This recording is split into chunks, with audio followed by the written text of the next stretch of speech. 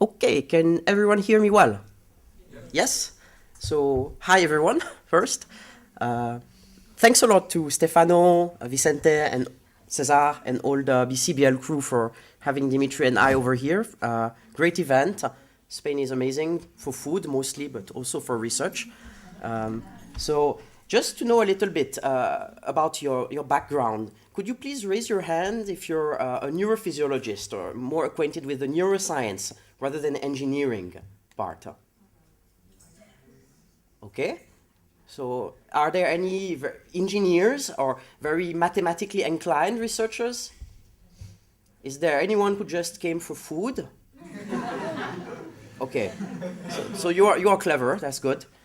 All right, just to know, so it's good. There's a mix, so that's going to work out well. Who had troubles understanding some of the parts of Dimitri's brilliant lecture? Like because maybe of your knowledge, or maybe it was a bit difficult to follow? Okay, so quite a few of you. So I suggest that we start up maybe with a summary somehow of the main points that Dimitri explained. Is there anyone who has no idea what a Fourier transform, no graph, just a Fourier transform is? Is everyone acquainted with the concept, more or less? Yes? So a Fourier transform essentially... Sorry, Tomas. Yes? I beg your pardon. If you move around, can you bring the microphone with you, please? Sure. This one? Otherwise, the people... The world cannot hear you. Exactly. Oh, that would be so bad. Okay. They don't hear you anyway, but the rest of the world... Can I sing? Or no? If you want to do it, yes. Okay. So let's just consider a very simple, like a signal, just one signal that runs over time that I very nicely draw very accurately for you here.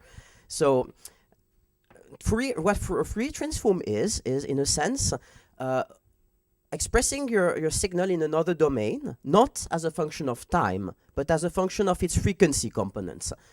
Maybe in this case, signal case, you would have a frequency spectrum looking a bit like this, where you would have, for instance here, a larger contribution of low frequencies compared to high frequencies. Of course, the spectrum differs depending on the signal at hand.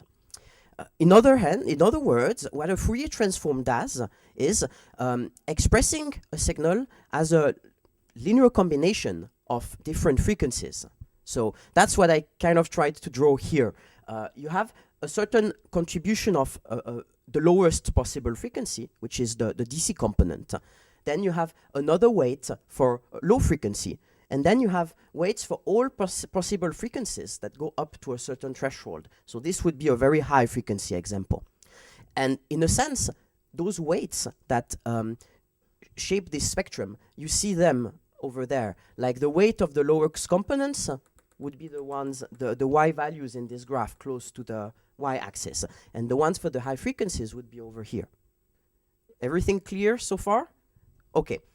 So now, just to try and link this to the graphs part, I can redraw this constant signal as a graph signal. So what I do here is that my graph structure encodes time. So each node that you see over here is one moment in time. And my structure time by itself flows in one direction. Time point 1 is linked to time point 2. Time point 2 is linked to time point 1 and to time point 3, and so on. So this is a very standard, let's say, uniform structure where the length of each edge, the distance between separated time points is the same. And now the colors on top are the amplitude values of the signal at each moment in time. So here it's all green because it's all 0. In this signal case, I have exactly the same graph structure because time runs the same, but I have values that are red or that are blue. And you see, because it's a low frequency, close time points on this graph have a close color. Like, of course, because when you start going up, you stay high in value for a long time, and then you go back very slowly to the baseline, and then you reach the negative values over here on the right-hand side. And in a high-frequency case, we have much more rapid oscillations. Like, we have a very strong positive value, and the next moment in time, very strong negative, and again, positive. So in a graph sense, it means that for high frequencies, two nodes that are very close on the graph in this case close in time, have very different values. That's what a high frequency is, okay? So now, what Dimitri explained is exactly this. There's nothing more to a slight difference, which is the graph is much more complicated. Now I'm not drawing a graph on time, I'm drawing a graph on space. Each of those nodes that in my beautifully drawn brain, I'm impressed by my drawing skills here, I must say, is a brain region. And now I link brain regions that are structurally connected. So the way I build this graph is through what was explained in the first day of the brain hack by Matteo, which is diffusion-weighted imaging, tractography algorithms, and then generating edges of different strength between different regions. So at the end of the day, I have a complex structure. This is not a regular graph, a regular lattice like you would have in time, okay? But otherwise, the process is exactly the same. Now I have an fMRI signal, or a set of fMRI signals. So an fMRI signal would be, in this case, I would have maybe R different brain regions, and I would have a signal going over time. And what I'm doing is that I will express each time frame, okay, so each R-dimensional vector, as a combination of different frequencies. So now the frequencies in the graph sense, it's exactly as before. You have the lowest possible frequency is kind of a constant over this graph. But now we are speaking in space, not in time. A slightly higher frequency would be, let's say, nodes that are very close, structurally speaking, very close in this graph, have very similar values. The nodes that are strongly linked here are both blue, for example. And in higher frequencies, as this example, for instance, we see that very close nodes have a very different amplitude values. So this is, again, a high frequency, but on the graph. But it's exactly the same concept. And again, you can plot a power spectrum, if you wish. How strongly is each of these components expressed? And you saw this type of drawing in Dimitri's presentation. He showed you that it looks a little bit like that. You have a lot of expression of the lowest frequencies, those, for instance. Whereas the highest frequencies, such as here, are expressed much less. Why? Because the brain tends to have a functional activity that is close to the underlying structure, that is very similar to it. So in other words, you don't have abrupt variations between nodes that are strongly structurally linked. In other words, you have a lot of low frequency component expression. Does it make sense so far? Yes? So now you've understood graph signal processing. It's easy, you see. All that follows afterwards is just standard operations that you can do. Now you may think, okay, if you use a classical Fourier transform, what you do, for instance, is high pass or low pass filtering of a signal, right? It means, respectively, that you will remove the lowest frequencies in time or the highest frequencies in time. So we can do exactly the same now, but on this structural graph. It's what I write down here. To understand this, let's try to go step by step. Let's just focus on X first. So X is a data matrix, okay, that has dimensions R cross T. R is the number of brain regions. There are different brain regions. There are different nodes that I drew over here. And big T would be time. So the number of samples that we've acquired with our fMRI recording. So first, our goal is to go from this to the space of those frequencies, right? So mathematically, the way we do this is that we project the signal onto the set of eigenmodes, onto those building blocks over here. Each column in this matrix U is one of those building blocks. It's one of those frequencies. So in a sense, we assess, okay, how strongly is our signal at a given time point expressed by that, or by that, or by that. So we get those weights, okay? And so this product gives you a new matrix that I can call X hat. It would be the coefficients of expression at each time point of each of those frequency components. Does it make sense? Good. So essentially we do exactly the same as with a classical Fourier transform if we computed the coefficients in this graph, but we do it with this structure graph with this brain graph, basically. Now, if we want to play with it, how about filtering the data? This time we are filtering on space. We don't filter on time, we filter on space. So if we want to keep low frequencies, it means that we want to keep the components of our signal that are very similar to the underlying structure. Conversely, if we want to, we may want to keep only the high frequency components, to keep the parts of our fMRI signal that are parting away from the graph structure. And this you can very easily do it by just multiplying with a diagonal matrix, H. So you only have non-null values in the diagonal of this matrix, and each of the value of one diagonal element is how strongly do you keep that particular frequency. So in other word, if you want to do a low-pass filtering, if you want to only keep the lowest frequencies in your signal, let's go over there. H low would look a little bit like this. You would have ones first on the diagonal up to a point, and then you would have zeros elsewhere.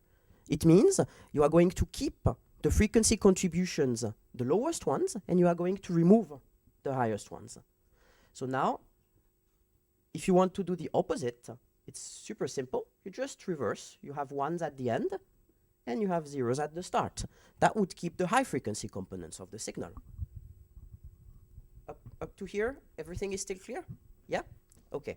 So now we just multiply our coefficients with this matrix. So now we are there. So now we have a filtered representation. And what we want to do is simply go back to the temporal domain that we had at the start. So we remultiply with our eigenmodes, with our vectors, to go back from this spectral domain to the original domain.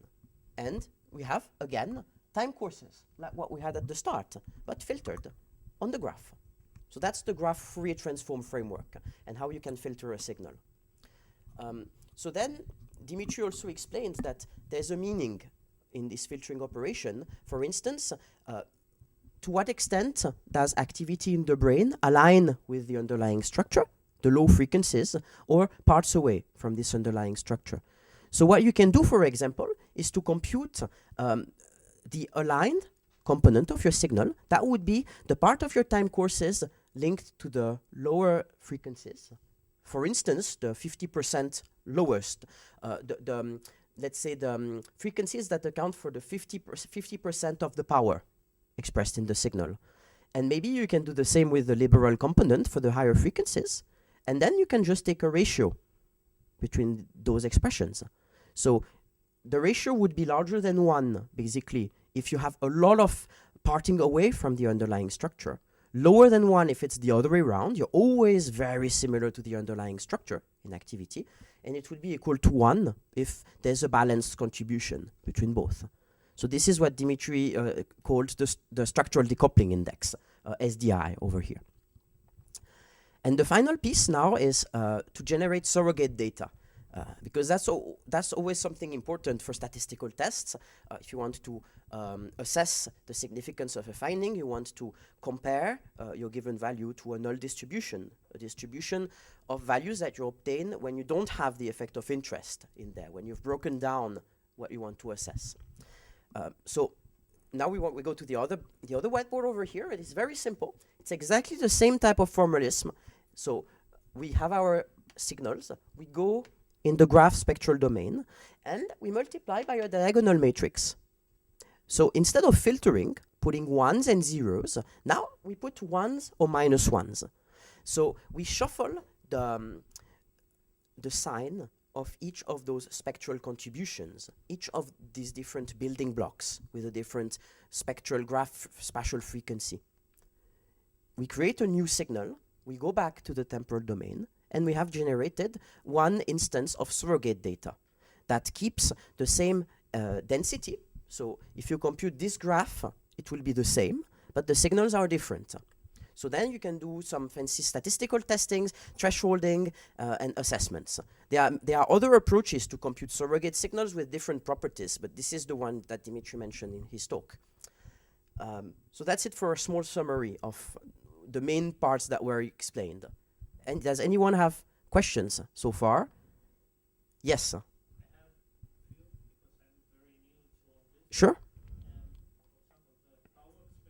Yes.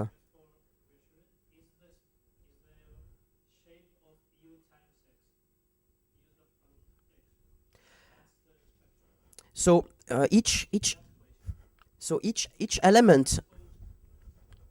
Yes, it's almost this. So each element over here, first, you're right, comes from a dot product between one of those eigenmodes, one colon of this matrix U, if you want, and your signal at a given moment in time. This gives you one coefficient, the strength of expression. And in this graph, it's this, but squared, absolute valued and then squared. So it's directly related, because that's the definition of a power, effectively. But yes, so you've got the right intuition.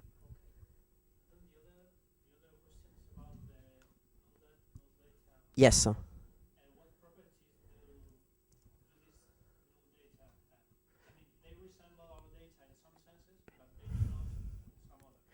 Yes, that's a good. Okay, so to be honest with you, it's also not easy for me to answer this question, but I will try. So one thing is that, as I said, I think, Dimitri, correct me if I'm wrong, I think in the null data, this will be similar, right?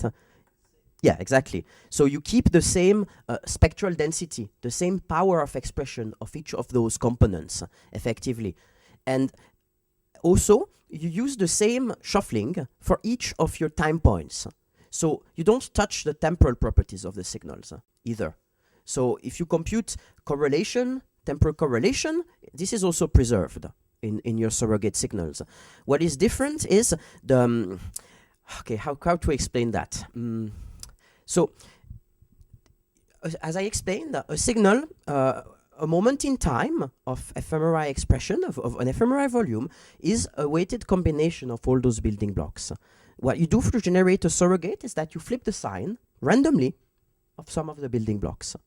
That's it. So that's what happens. That's the difference. Then for the exact meaning, I don't know if you have anything to add, Dimitri. Yeah, maybe one thing I can add. So you randomly flip the sign of these building blocks, but the true empirical fMRI, it actually uses them probably in particular combinations. So for instance, maybe the true fMRI, eigenvector 5 and 8, they always come with the same sign. And that is something that is destroyed in the surrogate data. So that's why I said at some point the interactions between how the building blocks are used, they are destroyed in surrogate data. Nevertheless, how much they are used, it's preserved, each of them individually, because they have the same power, right? Yeah. By construction. And so they have more or less the same structure, but not exactly the same structure. Yeah, not the same interactions. And it's complicated because, so if you flip the side of the, like, yeah, I'm not sure it's straightforward to really explain what it truly means. The thing is that if you flip the sign of a low frequency building block, nodes that are closely related to each other will still be, have the same evolution of the signal. They are closely related, so they are very similar signal values on this building block. So the signal values will stay similar with regard to that building block contribution. However, for high frequency building blocks, it's not necessarily the case. Then so, it makes the interpretation difficult, essentially. So it's actually, not easy to, I guess. I mean, in the end, it means the surrogate data is actually quite close. Mm. Which is exactly the purpose. You want to have a null model that is strong. Mm. So it will be hard to find evidence that it's not present, that is not present anymore in the surrogate data, which is exactly the purpose. You don't want to have like naive null models. César, yeah. You have destroyed the connectivity between them, but if you want to destroy the temporal, do you also destroy the temporal? So temporally, we don't destroy Don't touch anything in time. So, But is the temporal correlation destroyed No. between them? No. there is a little proof on the slide. Mm. It shows that Yeah. every temporal correlation, so correlation between time points, is exactly the same in the surrogate data than in the empirical data. Intuitively, you apply the same shift of the coefficients for each temporal volume of fMRI. You don't change anything. Yeah, exactly. So Instead of using the structural connectivity matrix, you compute the Laplacian from the functional connectivity Well, matrix. Fourier phase randomization. there's a very easy way to answer. So what you can do is basically you can also append filtering phase randomization. What is it in fact? Now, on the left-hand side here, we've dealt with the regional aspect, the graph, the structure aspect. Now, if I multiply by F, which is a matrix with, F is a matrix containing, as its colons, the different temporal frequencies this time. So now, it's about temporal evolution of the signals. If you multiply this by big F, you get temporal Fourier transform coefficients, as I explained at the very start. And then you can have another matrix, let's call it phi 2, which does the phase randomization. And then you can go back again. So you can do both at the same time if you want. You can destroy with phase randomization the temporal dynamics and destroy at the same time in this more complicated way the graph structural part. So if you want, you can combine them. And the multiplication of the two Laplacians, will it be possible to multiply the two filters? So that you destroyed one structure, so you have the Laplacian from the structural connectivity, you have the Laplacian of the functional connectivity, and you want to destroy the two of them. Because what you want is to, instead of a phase randomization, you want to destroy the functional connectivity. With the phase randomization, you get that too, somehow. But So you can destroy temporal correlation properties, you can destroy spatial correlation properties, and then on top of it you can also destroy the spatial information itself, which is what we do with configuration model, which is yet another. Yeah, it's I mean, the bottom line is you can append those different layers to retain or destroy different properties of your signal. So if you're interested in, like, for instance, the dynamics of the evolution of the structural decoupling index, for example, perhaps it's also good to have phase randomization, or, I mean, it depends of the question at hand, let's say. Maybe if I can add one more thing to César's comment. So if you would have task fMRI in the current framework, if you would have a modulation of energy that depends on the task, it will be present in the circuit. But that would be all. Then you will only be able to assess changes in connectivity, in structural connectivity between the regions. Because the temporal information is maintained. Yes, it is made. I mean, it's still randomized in space, but the fact that there might be more or less energy during the task will be present in the Yep. amplifier. So if you want to destroy that, you need to add on some temporal randomization as well. Exactly. It depends on your hypothesis. Yes, sir. Is there any other burning question at the moment? Anything unclear? Anything you'd like to add? Yes, sir. Yes, sir. The final aim of creating like surrogate data and destroying it in space or either in time is like to know the difference between empirical data and now you like start the system and like get knowledge about I don't know neuropathology. I mean, which is the final aim. Okay, so let's take an example. In an example, let's not consider the graph things. Let's just focus on an example. Okay, you have fMRI signals, okay, over time, and let's say you want to compute sliding window functional connectivity. So you want to compute over time reconfigurations in terms of statistical interdependencies between your signal. Okay, you compute this, you have values. Now what? How do you know if your changes in functional connectivity over time are significant or not? When is a positive value really positive? Because it's there, or because of the method itself, maybe artifactual. So what you do then is take your time courses and do phase randomization on your time courses. So it means that you will destroy, let's say, the dynamic information. You will keep everything else. You keep the basic. If you compute the stationary functional connectivity over all your time points, you keep the same value. So it's a strong null. It keeps this same stationary property. But now the dynamics is removed. So the aspect you want to investigate is not in your null data. So now do this many times.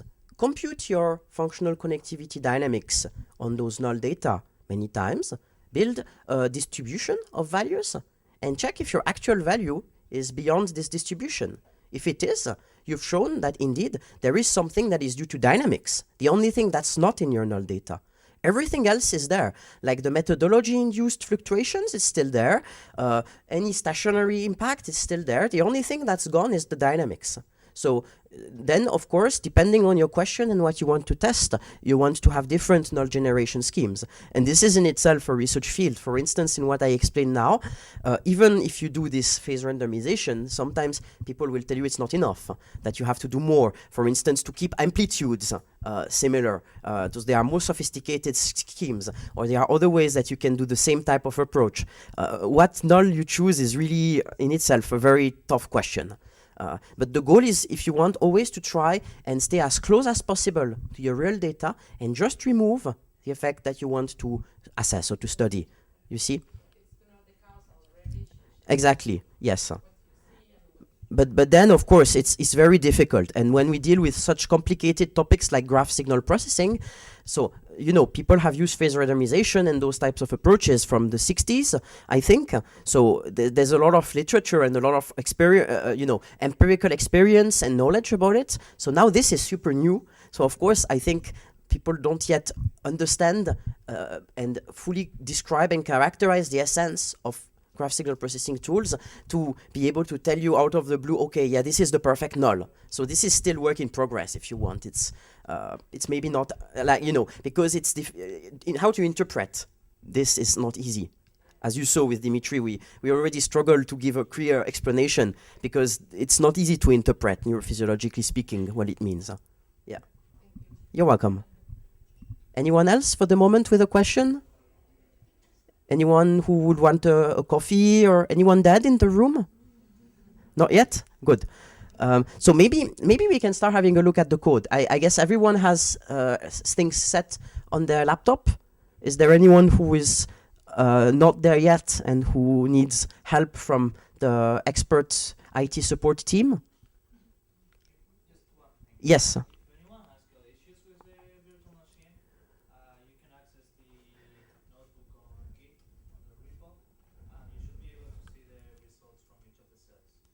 All right. Thanks a lot. Okay, so let me just tell you a little bit about what I suggest in the time that we have left.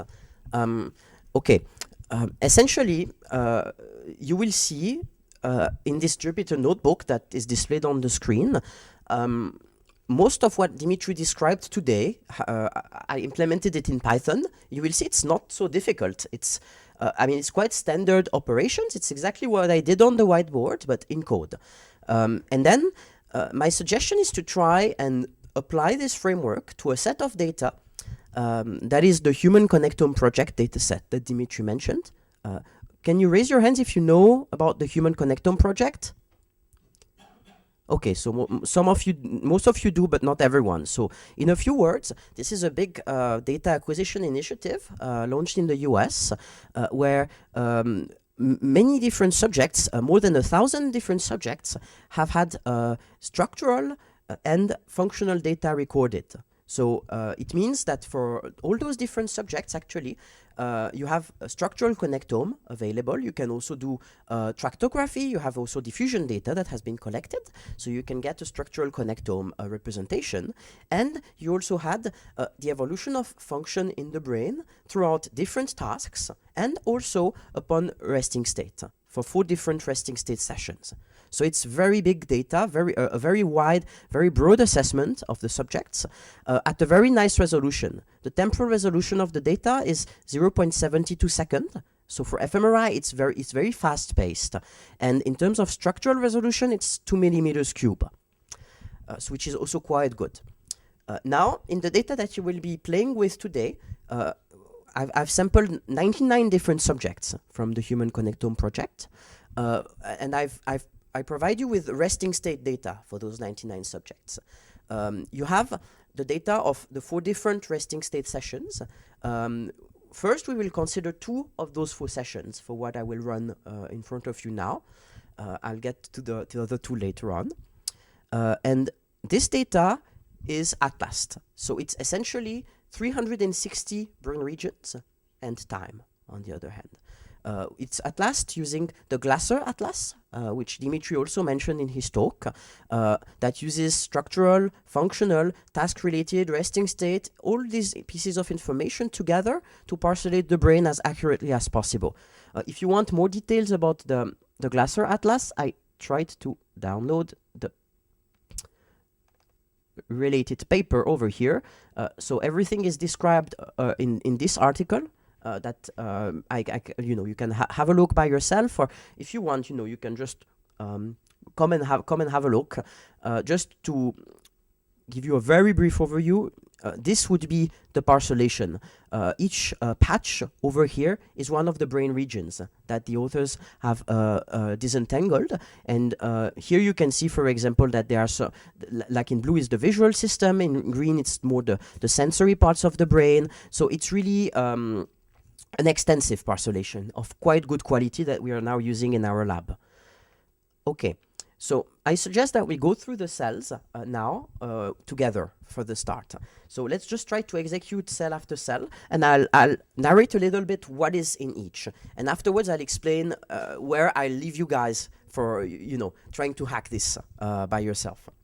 So let's go. The first cell is just the import, so it's not really anything fancy. It's just the tools that we're going to need. And then there are different functions that do exactly what I explained on the whiteboard.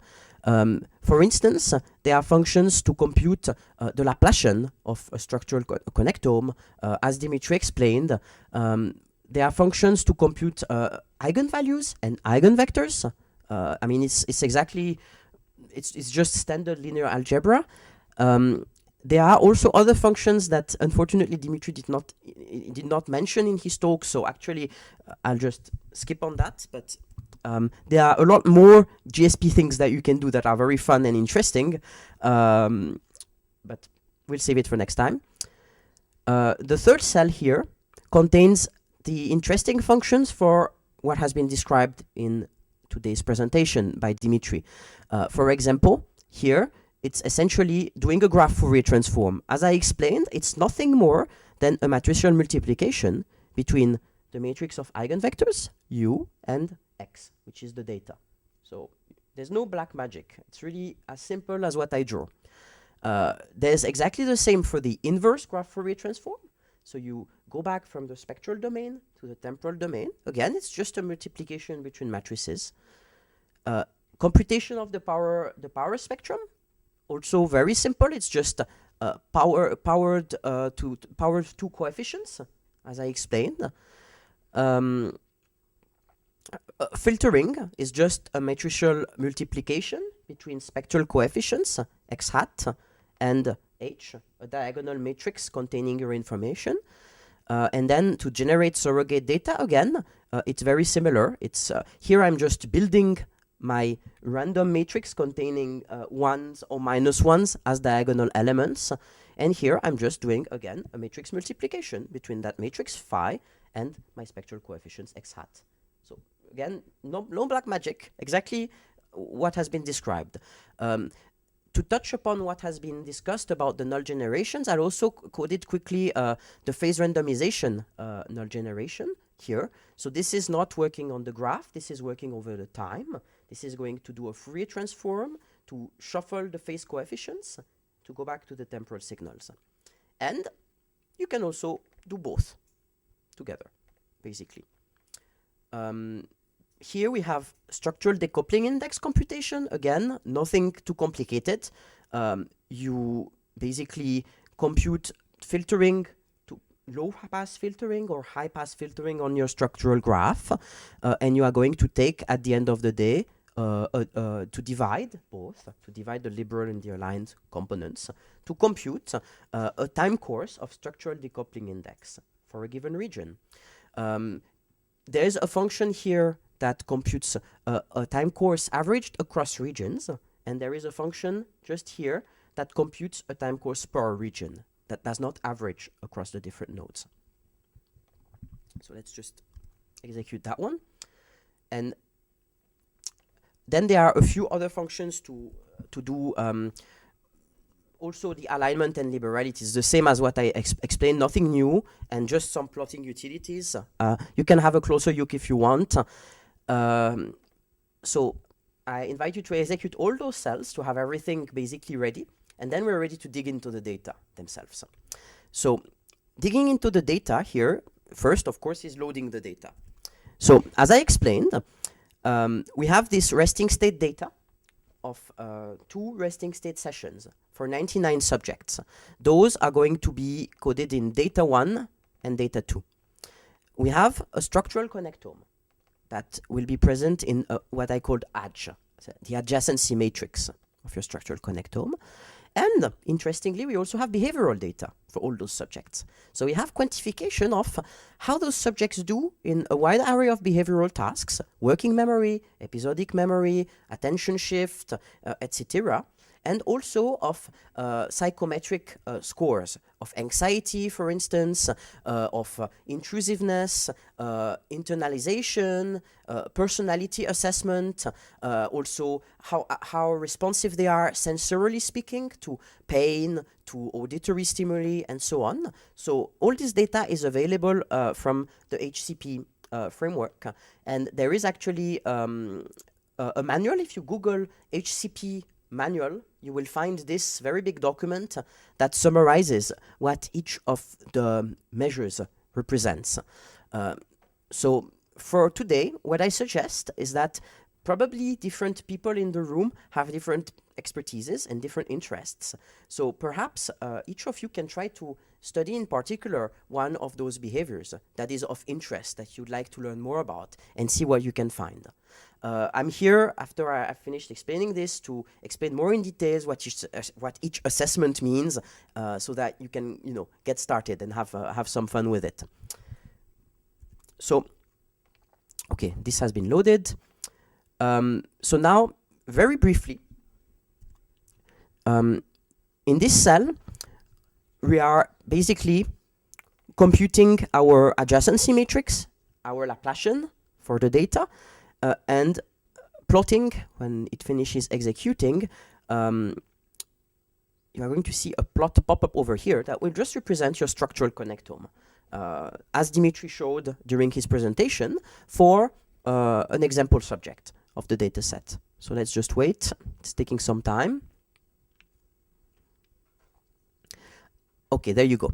So this is basically the structural connectome that we use. I should mention this structural connectome is averaged across around 50 subjects. Okay, so as Dimitri mentioned, we use the same structure across subjects. What is different from a subject to the other is behavioral scores and functional signals. So this is a common structural scaffold on which we will do the analysis. So there are 360 regions. Can anyone tell me why we see 2 big square substructures in this matrix? Does anyone have an idea?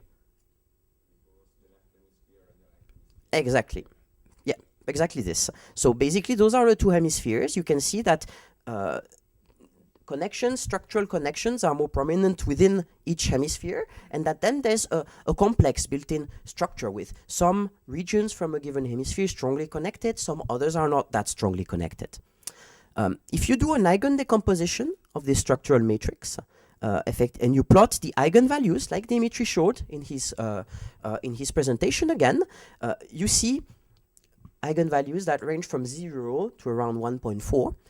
So on the left-hand side, an eigenvalue of 0 would be a very low frequency component on the graph. So it's the leftmost building block that I drew beforehand. And the right-hand side components would be the very high frequencies on the graph. Okay? And okay, this is something that we haven't covered today in the end, about another GSP concept. Dimitri probably recognizes what it is, but so don't pay attention to it. Don't be scared. Let's just skip this. Yes. Tell me. Are you forcing somehow that a fully connected graph, or Well, the graph is fully connected as far as I can remember. So there's no, so we are not forcing anything. It turns out that when we do the averaging and we look at what we've got in the end, it's fully connected. Otherwise, yes, it would complicate, I think, some of the assessments. do you recommend to somebody that's Mm. Yes, I don't, I mean, within the GSP framework, it doesn't make a lot of sense to have a disconnected graph, because then essentially you will have two graph Fourier transforms. There will be some eigenvectors that operate on one subgraph and the others on the other Mm. subgraph, but you will never have connections between them in terms of spectral representation. So I would, I mean, it makes more sense. Since anyway the brain is fully connected, right? So, I mean, yeah, like if you have, for example, a group of disease patients, Mm. what do you do with them? yeah, but even then, I mean, of course there could be a disconnected part of the brain, but then it's such a different graph that I don't think, well, yeah, you should look at it. I mean, even if it's a very big lesion, that can happen. But you raise an important question, I think, in that if you're interested in comparing a healthy population, for instance, in a diseased population, and it's in terms of a population that has both structural and functional deficits, I think it's an open question how you would use those tools in that setting, right? Because you would maybe want to use different structural connectomes in the first place, and then to quantify functional differences. So I think that's, I mean, no one really knows yet for GSP tools how to perform, but it's also an interesting thing to consider, right? Yeah, it's one of the open questions. Exactly. Also, if you want to compare between subjects. Yeah, and of course then there's also the question, to what extent do different subjects have the same, I mean, to what extent do you lose information when you do use an averaged structural connectome? I mean, of course, structure differs much less across subjects than function, but still, I mean, honestly, I'm not, I don't really know to what extent we lose information there, but we certainly do a little bit, I guess. So, okay, this cell now is going to do the graph signal processing computations that Dimitri described. Let's go through it together. We consider one example subject, so you can pick whichever favorite index you have between 1 and 99 here. I just use 50 because, you know, I picked a random value. Let's change it, actually. Let's use 8 because it's my favorite number. So let's see what we've got with 8. So what is done? First, we concatenate the data from the two different resting state runs. Why? Because they were acquired one after the other, so we just have more time points to our disposal. And so X is the X matrix that I draw on the whiteboard. Then we do one small thing. That's, I think, an interesting comment about, you know, there are always small details in the analysis that if you don't address, make everything go out of control. So here it turns out that there's in the HCP data a very big, you can actually maybe see it here. This is an example set of time courses in one HCP subject, subject number 8 here. From top to bottom, you see regions. From left to right, you see time. You can see, for instance, here, there, or there, very big global changes in the signal, really present across all brain regions. So, could you give me a few possible reasons for such global changes? Do you have any idea for what may cause these changes? Any opinion? Movement. Okay, that's true. So that's a possible cause. It's been shown indeed that if the subjects move in the scanner, even very, let's say, temporally well delineated and very short movements are enough to strongly corrupt the signals. So indeed, it may be that those moments are moments when the subject move a lot or not. There are ways in preprocessing of the data to alleviate such concerns, and we've preprocessed this data in a way that normally should get rid of those effects. So motion could be a reason on non-preprocessed data, but not on this one. So is there any other idea about what it could reflect? Don't be scared of trying. There's no wrong answer. Breathing. No, that's right. That's right. Well, of course, yeah, no, exactly. I mean, one thing to remember is that the Bolt signals are not directly reflecting neural activity, right? Bolt signals are reflecting metabolic coupling, changes in oxygenation level locally in the brain. That may be due to the brain being more active at a location, but that may also be due, for instance, to changes in the way you breathe, changes in your cardiac rhythm, and in the different components of respiratory and cardiac fluctuations. It may be caused by all those processes. César knows much more than me about those, but yes, those may be very well caused by such physiological confounds, and it's not easy to, let's say, filter these out from the data. And then it's also not straightforward whether they represent something meaningful or not. Actually, this global type of events in the signal is well debated in the community for what it stands for and whether you should remove it in analysis or not. And you can understand that in GSP analysis, it makes a difference because, of course, if you have a lot, if I don't get rid of this global component, how do you think is this going to affect the power spectrum that I drew over there? Who thinks that high frequencies on the graph are going to be exacerbated? So who thinks that the low frequencies are going to be more present?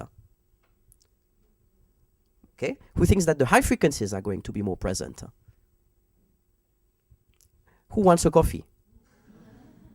So the right answer is low frequencies would be much more prominent because those events mean that there's a component of your signal when you have the same value across all your nodes at a given moment in time. And it turns out that if you keep this, I've tried first without touching the signals, actually the whole median split thing doesn't work out properly. So in our case, if we want to focus on what lies beneath this global trend, you want to just remove it. The more standard way is to do it at the level of voxel-wise preprocessing, but here just as a shortcut, what I did, and you see it, it's like a very brute force approach, but it works, is that I just compute the mean signal across nodes, and I remove it from each time course. Easy. And then I get this. So at least I partly remove these tendencies. And then here you see the power plot. So it looks exactly like what Dimitri showed in his lecture. So this is for subject 8. If you want, you can try to compare how it looks like across different subjects, but it's always more or less the same shape again, a lower contribution of high frequencies on the graph. And finally, I compute the structural decoupling index over here. And here you have a representation of this structural decoupling index over time when I averaged it across nodes. You can see fluctuations, right? You see that there are moments when it rises up to maybe 1.6 and moments when it decreases up to 0.6.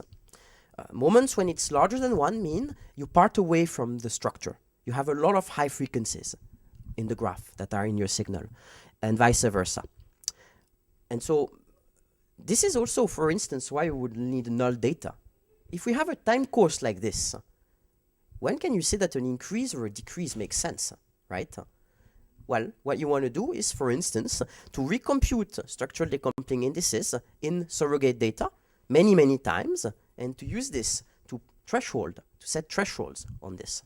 So here what I've tried to do is to do exactly this, to generate null data spectrally, as I explained, and to recompute null iterations of structural decoupling index, and then to try and find a threshold by picking the maximal value over time and then percentiles across subjects, just a choice across others. And I just plot the thresholds here. So this actually we can discuss live, Dimitri, because so when I try doing this, you see the thresholds, they are really spanning, like there's no excursion that goes beyond for now with what I use as parameters. So this would imply that there is no significant structural decoupling changes over time with this null. Does it mean that there's nothing interesting, or does it mean that this particular null scheme is not appropriate? This is up for debate. But what interests us for this brain hack is actually, so don't run that cell yet. You will die if you do it. Okay, and I really mean it, because this is for now done on 99 subjects. That's way too long. So maybe if you want to run this cell, lower it to, let's say, 10, and then run it. That's exactly the same as before, but it computes when do we set the threshold between low frequencies and high frequency components from an average spectrum across subjects.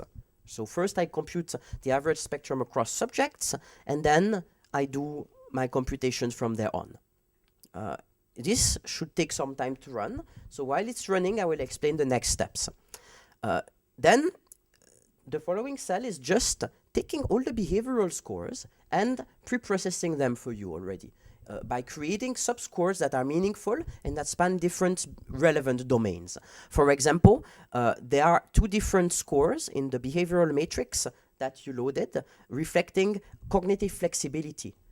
Those 2 scores, I just take an aggregated score between those. And I do this across different domains every time I've written out what it is before above. So you can see, for instance, that score number 1 and number 2 are, for instance, results at the picture sequence text or at the card sorting abilities, which measures working memory, for instance.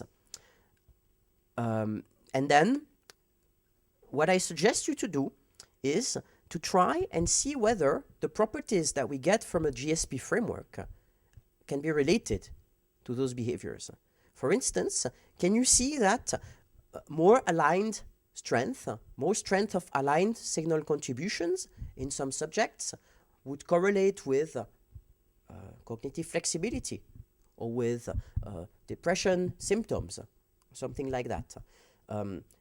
So my suggestion for you to try and hack this data would be to go along these lines.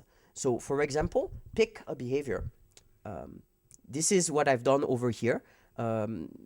First, I've computed aligned and liberal signals. So I've processed the data so that I get the low frequency signal components in MAL and the high frequency signal components in MLib. What I've done for the moment is simply divide them to get value that will be larger than 1 if liberality wins, lower than 1 if alignment wins, and then to keep this at a regional level and to average over time. So for each subject, I have 360 values, 1 per region, 360 features. And, okay, I have 99 different subjects. And then what I did is that I computed linear relationship. I tried to fit a linear model on the first 2 sessions. In this case, a support vector regression approach. It's done over here. And I tried to see how well I can predict my behavior of interest on my training data.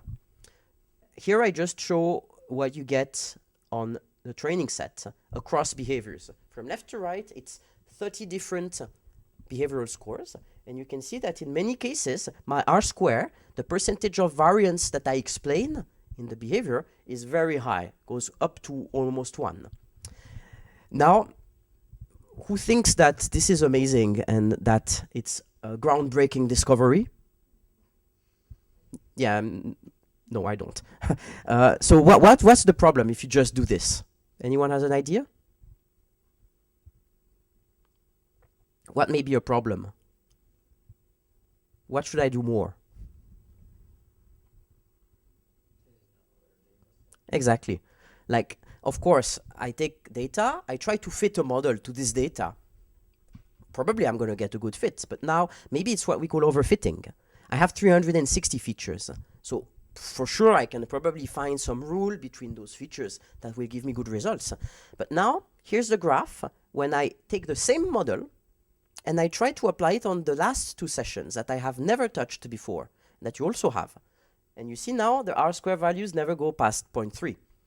So that's not good. And that's why, in fact, what I've done so far reflects mostly overfitting. So your task today is to try and see whether you can improve that by you know, you're free to do whatever you want, combining different metrics, trying out maybe keeping some temporal evolution instead of averaging over time. You can focus on a behavioral score. You could focus on a subset of regions that you think are particularly relevant for that behavior. You are free to, you know, you can resort to more complicated models than a linear regression. You are free to elaborate on this, but that's essentially what you can do. So that's my suggestion, and I'm around if you want to, you know, talk and elaborate a strategy, maybe in more details. Does this make sense to everyone? Did everyone understand the explanations and the idea? Yeah? Okay, so I suggest that you try and hack this, and if you have any